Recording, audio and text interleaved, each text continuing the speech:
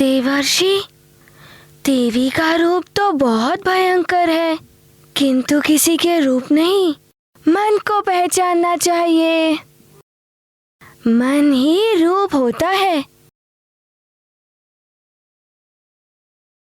जय मां कालरात्रि। जय मां कालरात्रि। अब सुनो देवी दुर्गा के 8वें रूप महागौरी की महिमा। इनका रूप कुंद के पुष्प के समान गोरा है, इसीलिए इनका नाम महागौरी पड़ा। उन्हें शिव जी को पाने के लिए घोर तप किया था। ओम नमः शिवाय।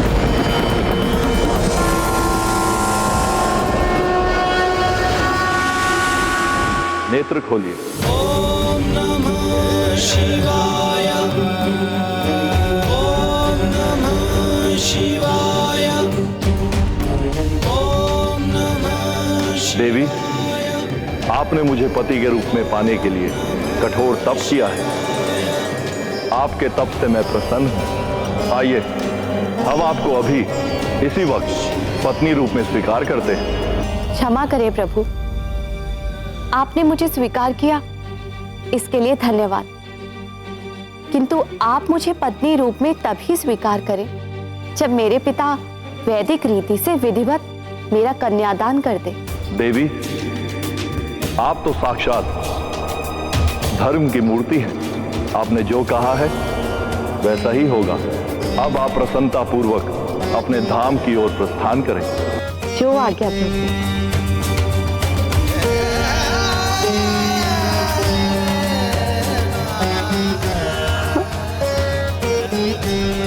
ये क्या?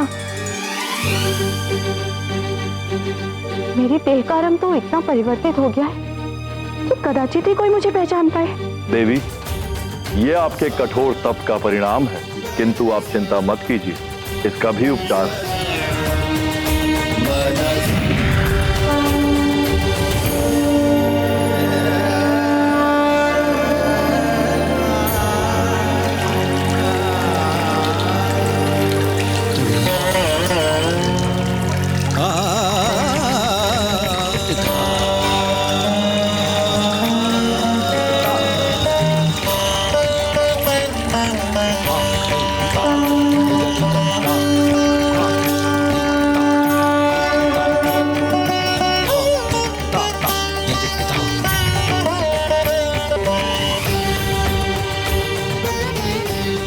प्रभु, समस्त मल का हरण करने वाली गंगा की धार से मेरा क्लेश भी धुल गया है।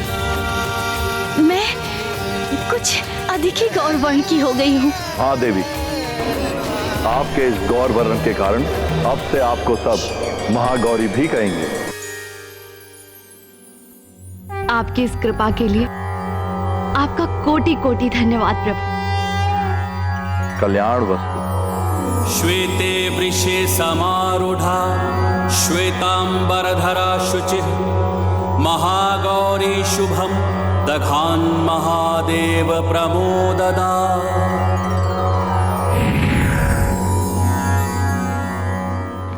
किंतु देवर्षि, आपने तो पहले बताया था कि जब देवी पार्वती जी की जब तपस्या पूर्ण हुई तब उन्हें आकाशवाणी से ज्ञात हुआ था कि शिवजी से उनका विवाह होगा। फिर अभी आप बता रहे हैं कि शिवजी प्रकट हुए, ये कैसे हो सकता है?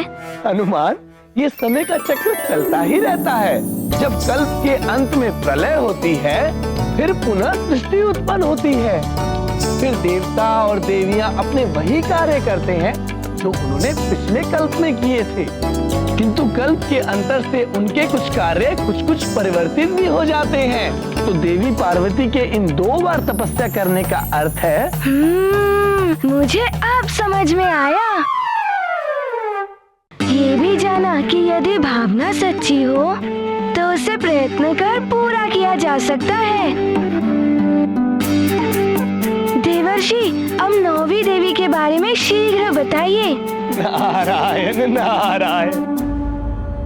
9वीं देवी है सिद्धिदात्री। ये सिद्धि प्रदान करने वाली देवी हैं। त्रिदेवों को भी जब इनसे सिद्धि की प्राप्ति हुई थी, तभी वे सृष्टि का सृजन, पालन और संहार करने में सक्षम हुए। हे देवी सिद्धिदात्री, आपकी कृपा के बिना सृजन और संहार दोनों असंभव है। मुझे वो सिद्धि दीजिए जिसके स्मरण मात्र से सृष्टि में तथा जो संहार में भी सहायक हो। हे त्रिदेवों, सृष्टि का जन्म, संचालन और संहार आप तीनों के ही अधीन है। अतः हम आपको आपके इच्छानुसार ही सिद्धि प्रदान करते हैं। सिद्ध गंधर्व यक्षाख्यैर सुरैरमरैरपि सेव्यमाना सदा भूयात् सिद्धिदा सिद्धिदायनी।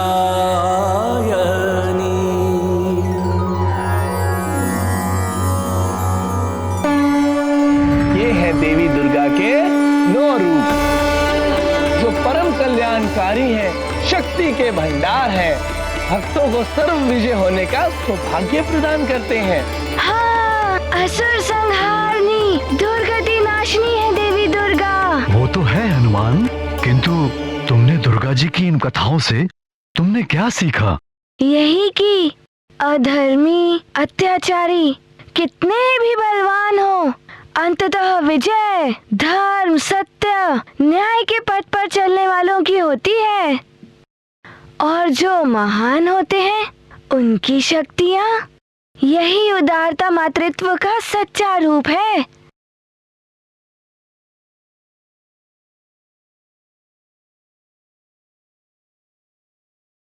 पिताश्री, मैं भी देवी जी की पूजा करूँगा। नारायण नारायण, उत्तम, अति उत्तम हनुमान। तुम्हें तो दुर्गा देवी की पूजा करनी ही चाहिए। तो मैं भी रखूंगा व्रत। कल से मैं भी देवी जी के लिए व्रत रखने का संकल्प लेता हूँ। नारायण नारायण। महाराज केसरी, हनुमान को विधिवत व्रत और पूजा कराइए और मुझे प्रस्थान करने की अनुमति दीजिए। अवश्य देव ऋषि, आपका कोटि कोटि धन्यवाद। नारायण नारायण। प्रणाम देवर्षि। कीर्तिमान भव। नारायण नारायण। देवर्षि ने ये क्या करने को कह दिया हनुमान को, किंतु हनुमान की पूजा मैं सफल नहीं होने दूंगी। पूजा से मिली शक्तियां दशानन के लिए संकट का कारण बन सकती हैं। किंतु तुम पूजा रोकोगी कैसे? यदि अंजना पूजा रोकेगी तो शीघ्र ही पता चल जाएगा कि अंजना वास्तविक अंजना नहीं है। वो पूजा मैं संपन्न नहीं होने दूंगी। मैं विघ्न डालूंगी। यदि हनुमान की वो पूजा संपन्न हो गई तो जिन विकारों का दास मैं हनुमान को बनाना चाहती हूँ वो नहीं हो पाएगा।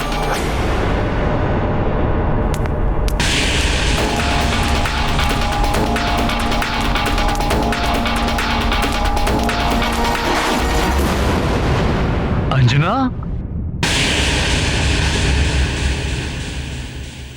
अंजना, तुमने मंदिर से आने में विलंब कर दिया। अभी अभी देवर्षि नारद जी गए हैं। क्या देवर्षि नारद आए थे? मैं तो वंचित रह गई उनके दर्शन से। अच्छा सुनो, नवदेवी की पूजा आरंभ करानी है। हनुमान नवदुर्गा व्रत रखने वाला है।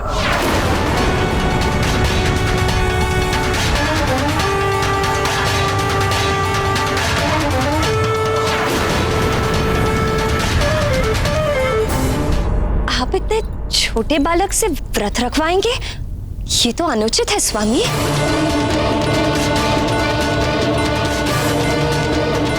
किंतु माँ, मैं पूरे राज्य की भलाई के लिए ये व्रत रख रहा हूँ और अब मैं छोटा नहीं, बड़ा हो गया हूँ। नहीं हनुमान, तुम व्रत नहीं रखोगे। रखने दो ना, संकल्प कर चुका है। कल से इसे व्रत आरंभ करना होगा। ये ठीक कह रहे हैं। व्रत आदि भी संस्कार ही हैं, जो बाल्यावस्था से ही शुरू हो जाने चाहिए। रखने दो ना हनुमान को व्रत। किंतु माँ, हनुमान से नहीं सधेगा व्रत। माँ, आप चिंता मत करिए, मैं पूर्ण विधि विधान से व्रत और पूजा करूँगा।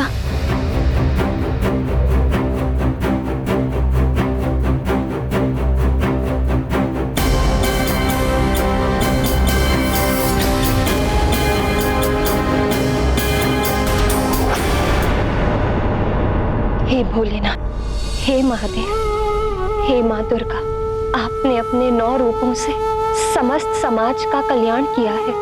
मेरे पुत्र हनुमान का भी कल्याण कीजिए माँ, उसका ध्यान रखिए और मेरे पति को मेरा विक्षोभ सहने की शक्ति प्रदान कीजिए। या देवी सर्वभूतेषु शक्ति रूपेण समस्थिता, नमस्तस्यै नमस्तस्यै नमस्तस्यै नमो नमः।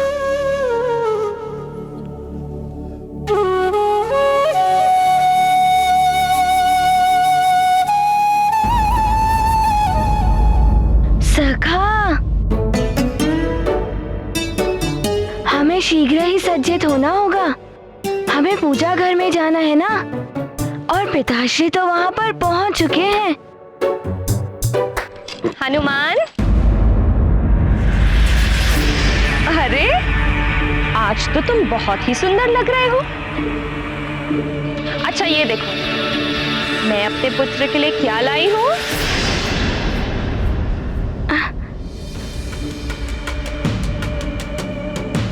अरे वाह, लड्डू। हाँ, ये माँ ने अपने पुत्र के लिए बनाए हैं। तुम्हें बहुत पसंद है ना? चलो अब शीघ्र इन्हें खाकर बताओ कैसे बने हैं।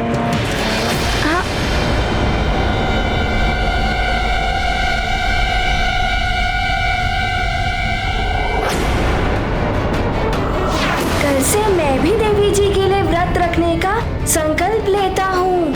महाराज केसरी, हनुमान को विधिवत व्रत और पूजा कराइए।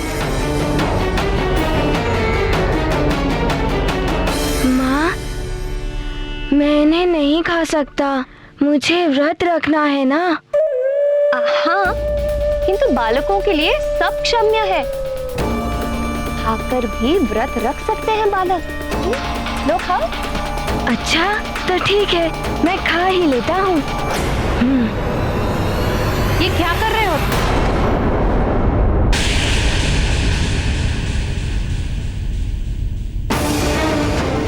व्रत है तुम्हारा, और तुम्हें क्या हुआ है अंजना? तुम तो स्वयं ही पूजा व्रत आदि रखती हो, फिर क्यों हनुमान का व्रत तोड़ना चाहती हो? नहीं माँ, मैं वो इसे विधिवत व्रत रखने दो, और तुम भी शीघ्र मंदिर आ जाओ। पूजा की सारी तैयारियां हो गई हैं। वहीं पूजा के प्रसाद और भोजन की व्यवस्था देखनी पड़ेगी। चलो हनुमान। जी नानी जी।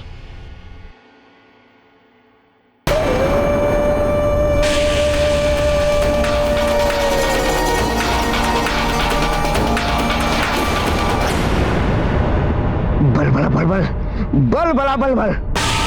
अब क्या करोगी माजरिका? तुम्हारा तो ये प्रयास भी असफल हो गया। बल बला बल बल। कोई बात नहीं, और कई अवसर आएंगे पूजा में विघ्न डालने के।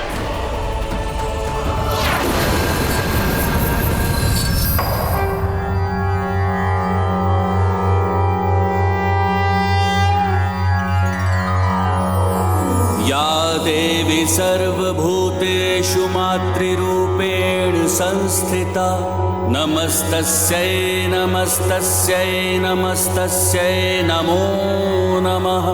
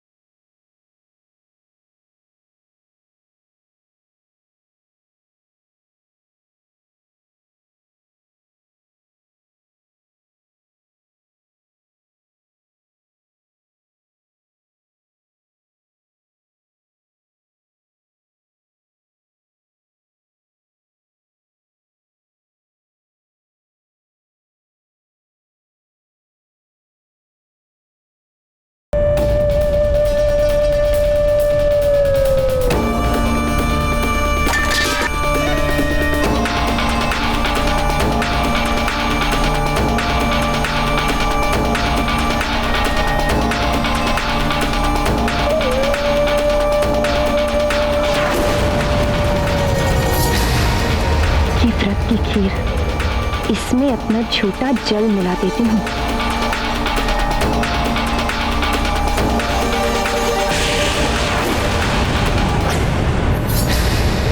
मैंने तो आधा जल छोड़ा था, इसमें से जल कहाँ गया?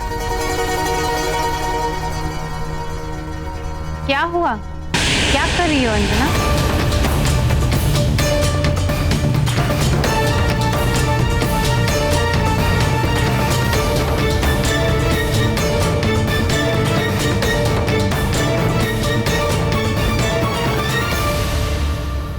कुछ नहीं माँ, मैं तो बस ये यहाँ पे खीर।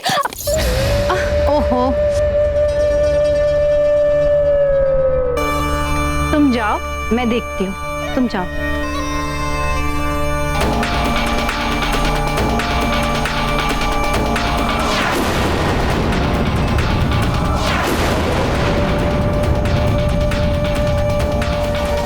विघ्न डालने का प्रयास कर रही हूँ पर सफल नहीं हो पा रही।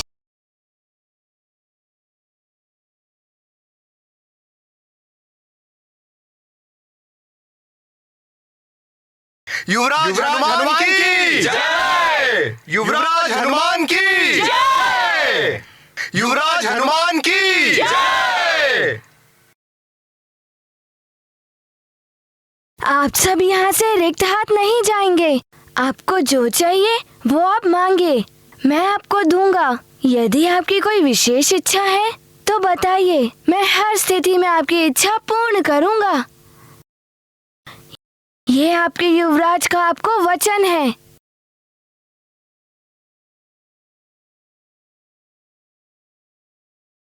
युवराज, मेरे पास कृषि योग्य भूमि नहीं है, मुझे कृषि के लिए भूमि चाहिए। सुनिए, आप चिंता मत करिए, आप अपने गांव जाइए, आपको कृषि योग्य भूमि मिल जाएगी। धन्यवाद युवराज। युवराज हनुमान की जय! युवराज हनुमान की जय! युवराज हनुमान की जय!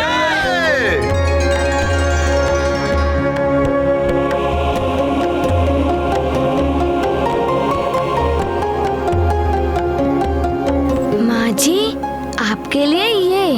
हनुमान, तुम मुझे दान नहीं दे पाओगे। जो तुम दान कर रहे हो उसमें तुम्हारा क्या है? सब तुम्हारे पिता का है।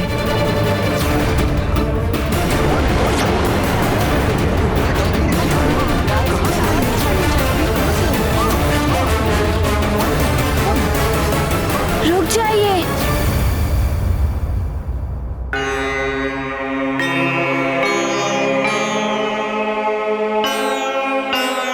आप बताइए, आपको क्या चाहिए? यदि आप कहेंगे तो मैं स्वयं को भी दान में दे सकता हूँ। तो स्वयं को दान करो, किंतु स्मरण रहे, उसके पश्चात तुम मेरे सेवक बन जाओगे जीवन भर के लिए।